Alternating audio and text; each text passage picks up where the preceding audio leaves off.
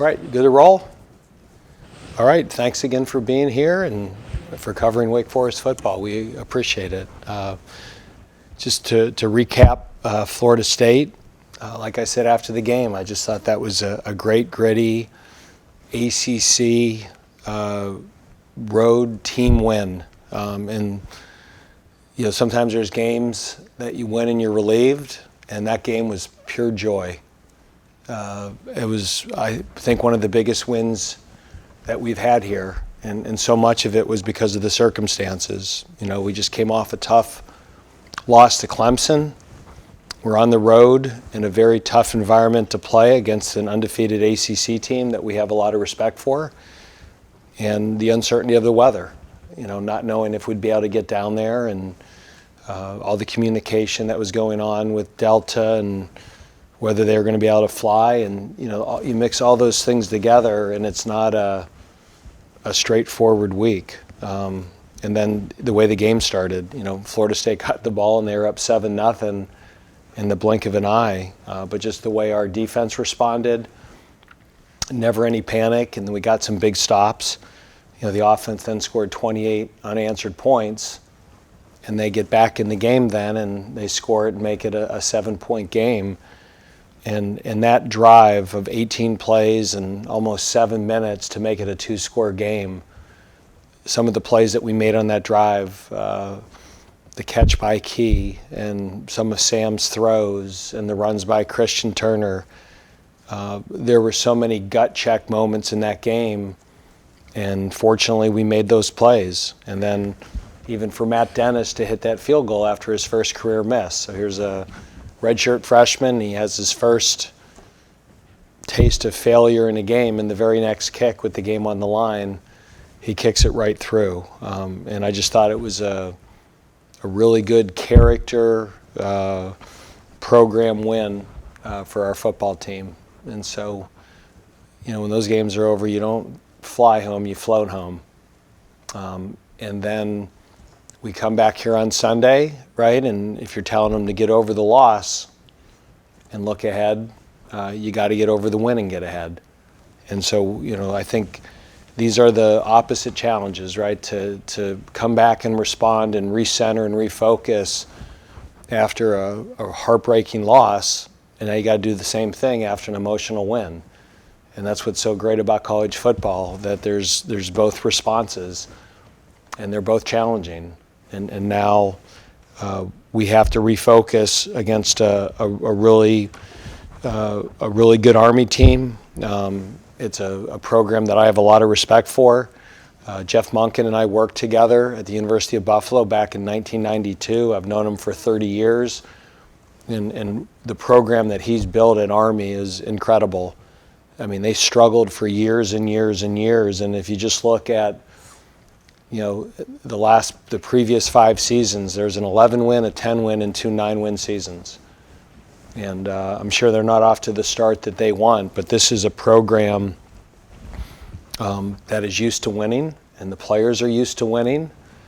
And the nature of the character of the student athletes that they recruit there, it's, you know, these are guys that are extremely resilient football players. And you know, I just went and watched last year's game, and my heart started beating again. That was one of the most torturous games I've ever been through. You know, we couldn't get a stop. And, you know, if Trey Red doesn't make that pick 6 on the fake field goal and the guy was wide open, you know, that thing probably comes down to a 2-point play. And every game we've played with them has been like that. You know, it was a 3-point win in 14, a last-second field goal in 15. They beat us by 8 in 16, and then last year's game was a barn burner.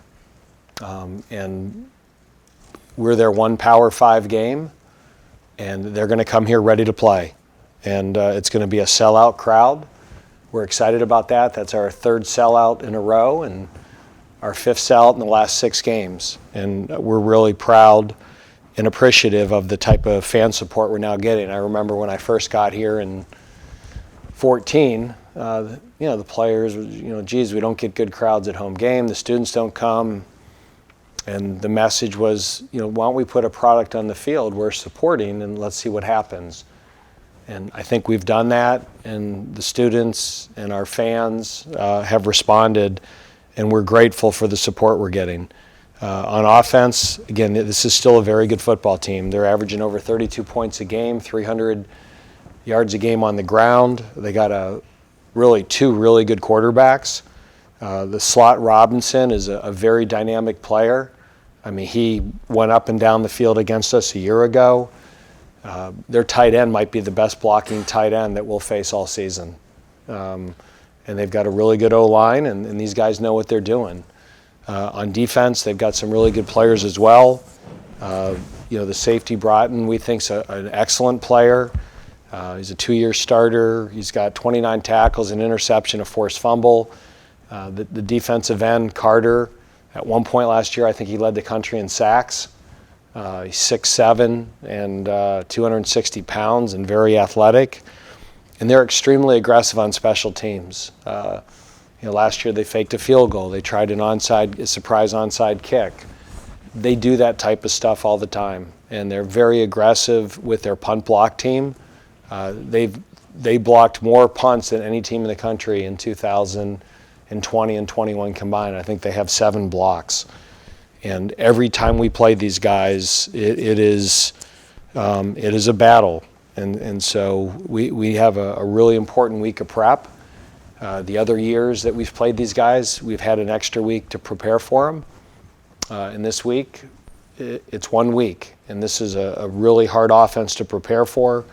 They're much more multiple on defense than they've been.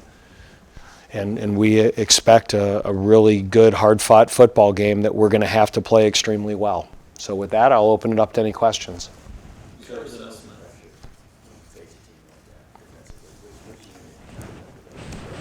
The nature of their offense is they stress every single part of your defense. Up front, it's the midline, the veer, all the different traps they run. When you're the defensive lineman, your head's just on a swivel because you don't know where it's coming from. And, you get the belly G and the guard pulls and you got to get outside. And the next time you work outside and there's a guy trapping you. And, all the misdirection they have, if you're the linebackers, the guards at times lie to you, the linemen at times lie to you, the quarterback lies to you, the fullback lies to you. Jeff has been in this offense for over 30 years. When I worked with him at Buffalo, we ran a trap option offense, and he had worked with Paul Johnson all the way back to Hawaii in the 80s. And so this whole Paul Johnson system, Jeff has probably mastered it as well as anybody. And, in the secondary, all the different motions with the slots, the starting quarterbacks completed 2 balls for 130 yards.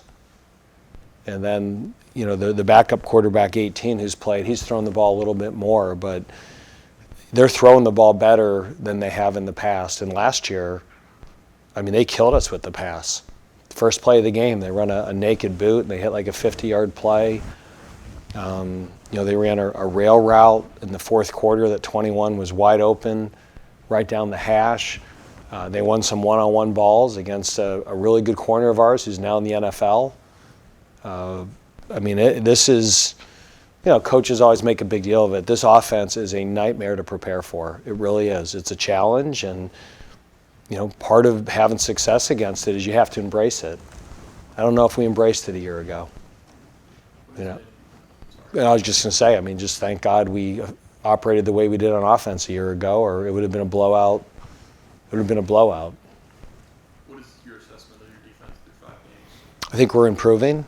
I think we're better. I think we're fixing problems. Against Clemson, we were awful on 3rd down, and we went back and looked at what we did, and we had to make some change-ups, and we did it. And we were much better defense on 3rd down against Florida State.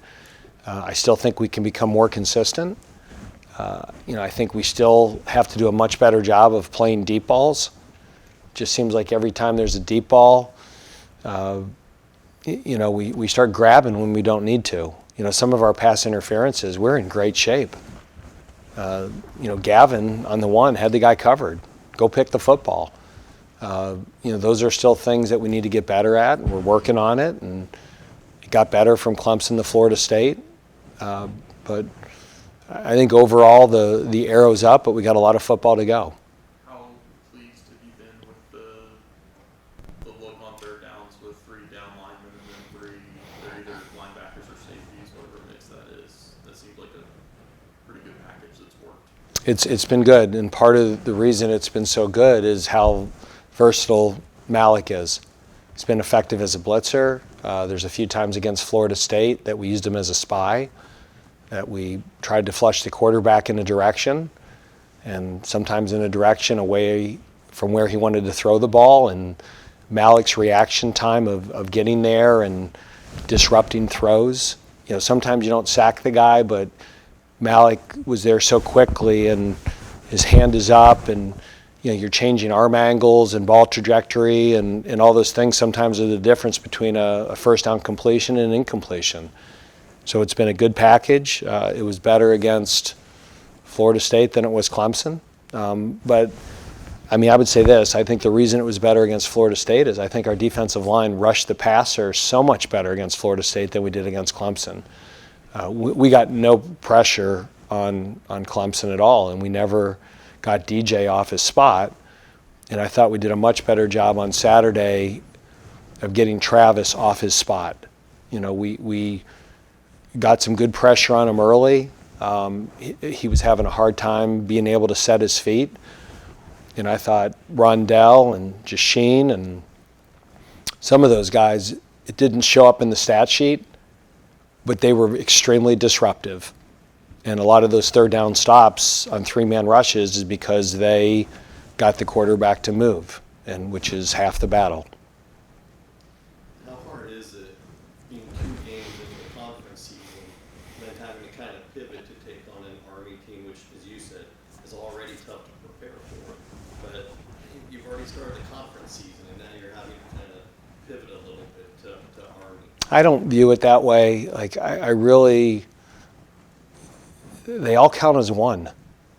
And I know it's, again, the conference is super important and we want to win the conference, but we want to win every game. We want to be nationally ranked. We want to have double-digit wins. We want to go to a New Year's Six bowl game. Those are all goals of ours, and every single game plays into all of those goals other than getting to the ACC championship game. So you start out a season, you have a list of all these different things you want to accomplish, and for a lot of those goals, other than one of them, the Vanderbilts and the Liberties and the Armies are all very important football games. So we don't, come in here before a game and say, hey, guys, this is a non-conference game. It's not as big a deal. We only get 12 of them, and they're all really important. Would you prefer to play in the earlier part of the season before the conference schedule? Well, if you look at this year, I would always love to play our 4 non-conference games first, and then, but it doesn't always work out that way. And, a team like, it worked out pretty well that, we're halfway through the season and we'll be done with the non-conference schedule. Now, getting Clemson and Florida State back-to-back early in the year, I always appreciate the ACC schedulers when they do that. But you got to play the game sometimes, and for them to think that Wake Forest is the one team that can handle that in September and October, we'll take that as a compliment. Dave, on the tape from what you've seen of Army so far, how has the new rule about chop blocks been implemented, and how much does that affect what they do? They've been very strategic with it. They're still cutting. Their aiming point on their blocks is a little bit more at the waist than the thigh board. And if you watch it, you can tell how actively they've coached it. So they're still getting people on the ground. The difference is the perimeter blocks. A lot of times those slots would arc and cut your safeties and your corners. But what they've done is they've had a lot more reduced sets that they just collapse the whole edge. So they're finding different ways of getting to the edge. And it's like any rule change. Good coaches adapt, and Jeff's a good coach. They've adapted. They're still getting the ball on the edge, they have found a different way to do it. Like tight end, I noticed you have Blake still on the depth chart, but not Cam Wright. Can you give us an update on Cam? Blake will play. Right now, Cam won't, and we think we'll get Cam back after the bye week. How important is, the backups, like just this week, the scout team in preparing for a team like Army? It is so important. It's the biggest challenge of defending any triple option team when you don't run that is just the blocking's different, the timing of the fullback, the quarterback, the pitch back, all those relationships are really hard to duplicate. Now we worked against Army in the spring. We worked against Army in fall camp. The scout team has been practicing it every other Sunday since we started the season. And they're doing a good job, but it's never the same as when you face it in the game. But that is one of the most important parts of any preparation for a triple option offense is trying to mimic the looks with your scout, knowing that even if they do a great job, it's not going to be the same as what we're going to see on Saturday. Dave, how fun is it to see those wide receivers competing against each other every day in practice? Because you have so many good ones. Is that one of the things you maybe take a look at and say, that's pretty cool? You go into every game knowing that you have guys out there that can make plays. And every week it seems like it's a different guy. I told Atorian that we play Florida State again this week. He gets up for that game. And I said, AT, I go, we play Florida State again this week. And he looked at me. And I'm like, whatever it is that week, like you are so locked in, you're so focused, you catch everything. And he's like, well, Coach, out of high school, that was my dream school. And I'm like, when you get married someday, don't tell your wife that some other woman was your dream wife. Don't you can think that. Don't share that with the head coach. So he just that game 2 years in a row, he's played his best football, and he played outstanding and made so many critical catches. And the week before it was Jamal. And last week was AT, and what Keyshawn did was incredible. I mean, that one third down catch, I'm getting ready to call the defense up because I see the safety under the catch, and that was just an incredible effort by him. That was a game-changing play. And Key's capable of doing that, and Taylor Marin can make plays like that. So we have... the catch Donovan Green made on the third down against the blitz. His arm was completely pinned. The DB completely grabbed his inside arm. And he made that one-handed catch, and Sam threw a perfect ball that only Donovan could catch. And I still get so excited when those guys make those plays, but they seem to make plays like that every week. How important, I think you alluded to it in the post-game, and Justice, I know alluded to it, how important do Keyshawn and Taylor become when teams are going to, look at the Clemson game and have on balls? How important are Taylor and Keyshawn to the continued success of the passing game? They're all really important, Connor. The nature of what we do on offense really is not that much different than what Army does, right? When Army runs their triple, they don't know if the fullback, quarterback, or pitch guy can end up with it. And when we start that slow mesh, we don't know if we're going to hand it, and we can throw it to any one of those four guys. And you're always trying to find the one-on-one and who has the single coverage. And so the more that we're able to hit Donnie and AT and Jamal on the outside, and the more that those guys get safety over top coverages, the more it's going to open up the middle for Key and Taylor. And so a lot of times in our seasons, right, Jacory would have a really good game, and the next game he'd be quiet, but then AT would have a big game. And that's all part of the design, that we go into games and let's see what they're going to do. And you can't double everybody and outnumber the run. So there's always going to be either a numbers advantage or a matchup. And then what's critical is your ability, if you find the matchup in the one-on-one, you got to win it. And that's where our improvement at receiver over the years has allowed us to be an effective offense. Because it's one thing to find the one-on-one, but if you can't win the one-on-one, you're gonna lose the game there. And we can win one-on-ones on the outside or at the slot. Coach Kobe Turner said after the game, the defense's performance came down to just playing ball with the guys. Can you see this team starting to have a lot more fun out there as the season progresses? They are, and I think part of it is just the D-line. I mean, we're better on the D-line. We've got depth. You know, we're playing 9 guys every game. You know, we're playing 4 tackles consistently. You know, Tyler and Dion start, but Kobe's playing just as much as those guys, and Kevin Pointer, we have a lot of trust and confidence in him. And then at defensive end, you know, Ja'Cory and Rondell start, but Jasheen and Kendron play a lot of football, and Bernard Gooden plays a lot too. And so we're playing 9 defensive linemen. We're rolling them all in there.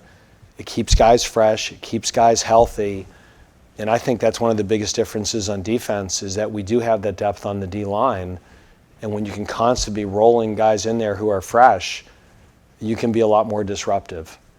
And we're going to have to do that this week as well. And do you think that's happening also, you know, at linebacker as well? It seems like Dylan Hayes is rolling a lot more. Jalen Hudson as well, forcing that fumble. Those guys seem to be getting a little bit more time now. They are. I mean, Dylan has really improved, and Jalen, you know, didn't play as much as we wanted to get him in there, but when he got in there, he forced the fumble.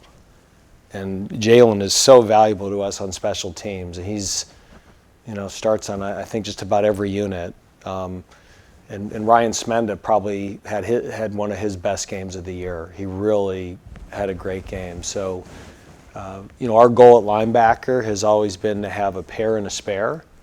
And now we have a pair and a pair. And Quincy Bryan is also getting better. So we might have a pair, and a spare. And that allows us to keep people healthy. That has always been our biggest challenge here, is we've had a lot of years that we got off to a fast start, and then we've kind of petered down the end because we didn't have the depth. And right now my biggest goal is we have depth, and we just got to keep that depth. And that's going to be the key for us heading down the stretch. How many times did you play the review of Ivan Moore's tackle? Twice. Twice. Yeah, That's yeah. pretty good. It was. You know, part of the problem is, you know, if he kicks the ball a little deeper into the corner, the ball never gets out. So it's, you know, good news, bad news. You know, but I just thought that tackle is, you know, the play in the bowl game, and I just, like, thank God he got up and he was okay. Anything else from Coach Cass? All right. All right, thank you. Yeah.